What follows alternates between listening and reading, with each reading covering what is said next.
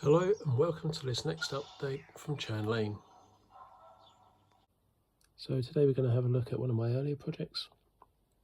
The inbounding train, I would select one of these cards at random. That would tell me if I was unloading at the creamery or if that wagon had been received in empty.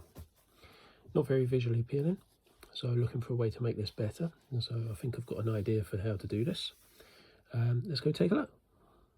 So here I've used Excel to create a 25% split for each category of the process.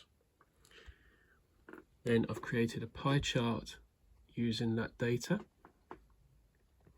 I've then copied that using the snipping tool and added that onto a Word document, where I've then used a text label to add the process to each category.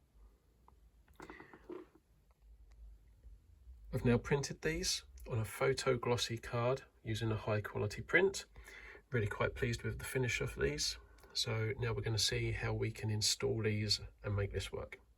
Okay, so what I've done here is I've cut some 50mm ply discs, stuck on the photo card, then stuck on top of this some 50mm acrylic discs, and then drilled the center holes to take the screws which will mount these onto the front of the layout.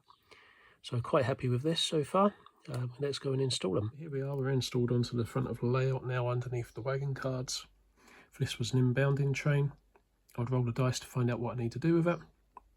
So in this case, for example, we could have the front one empty. This one here is an unload. This one here is an empty. And the tankers always come in full, so they have to be emptied.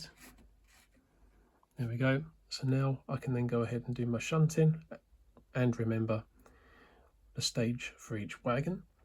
For the outbound, once I've emptied the inbound here, I can then mark them all as empty. I then select the 5 wagon cards, a new set of wagon cards, to decide what wagons I need for the outbound train.